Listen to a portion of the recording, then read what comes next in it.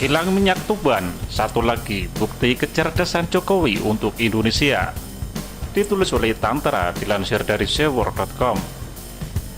Rabu 18 Mei 2016, Presiden Jokowi menghadiri KTT ASEAN Rusia di Sochi, Rusia.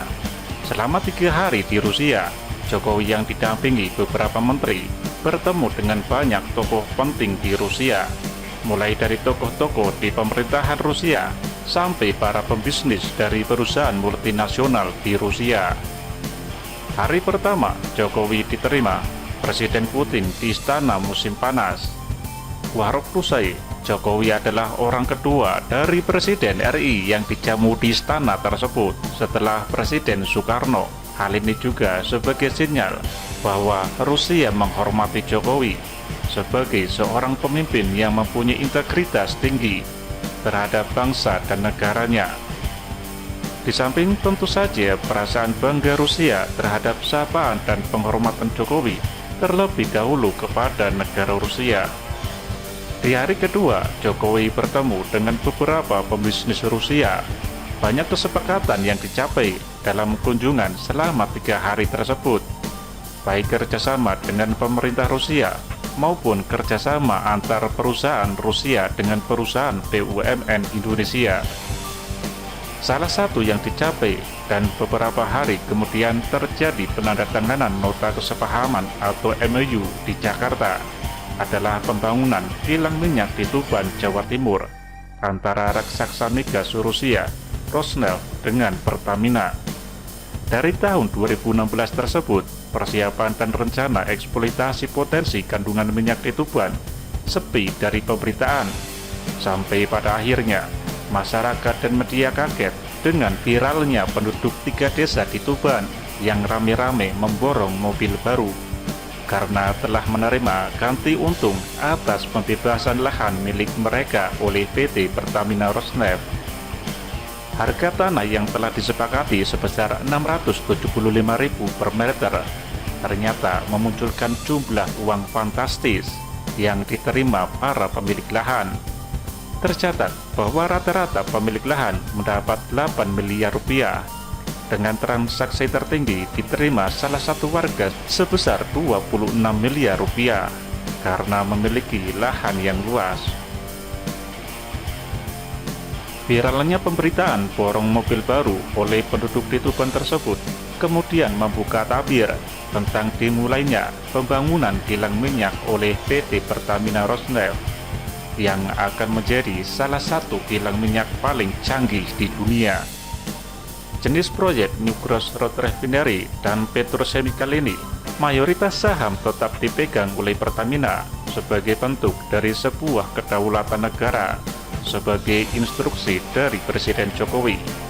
Perusahaan dari Rusia, Rosneft, diberikan kepemilikan saham sebesar 45%, sementara 50% milik Indonesia melalui PT Pertamina. Ditarget mulai berproduksi di tahun 2026, kilang minyak ini membutuhkan dana investasi sebesar 15-16 miliar dolar Amerika Serikat, mampu menghasilkan minyak sebesar 300.000 barel per hari dengan gasolin dan diesel sebesar 30 juta kiloliter per hari. Kemudian untuk aftur mampu diproduksi sebesar 4 juta liter per hari dan petrokimia sebesar 4,25 ton per tahun. Proyek program infrastruktur kemandirian dan ketahanan energi nasional ini akan mengurangi impor BBM, di mana kebutuhan BBM Indonesia saat ini mencapai 1,5 juta barel per hari. Sementara kapasitas dalam negeri saat ini hanya mampu memenuhi 700-800 barel per hari. Setelah kilang di Tuban berproduksi, kebutuhan impor BBM Indonesia akan berkurang secara signifikan. BBM yang dihasilkan di kilang Tuban direncanakan memiliki standar terbaik, yaitu Euro 5.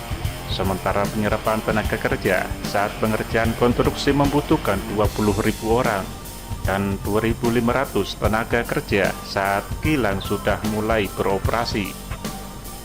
Realisasi pembangunan kilang minyak di Tuban ini mengingatkan kita kepada teguran Jokowi kepada para pembantunya terkait tidak segera terrealisasinya kilang minyak yang sudah diinisiasi dan dimotori oleh Presiden di Rusia tahun 2016 silam.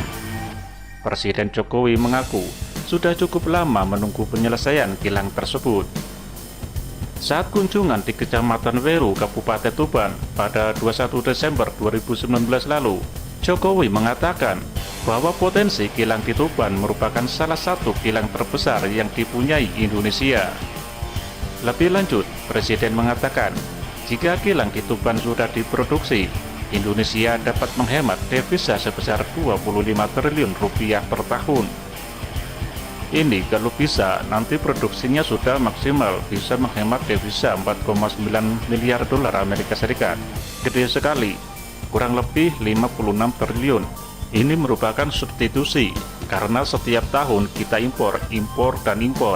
Padahal kita bisa buat sendiri, tapi tidak kita lakukan.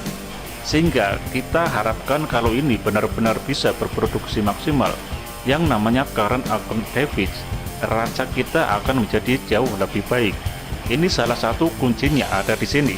Artinya apa? Ini adalah menyelesaikan masalah, menyelesaikan persoalan, menyelesaikan problem dari agenda besar negara ini yang sudah puluhan tahun tidak rampung-rampung, ungkap Jokowi.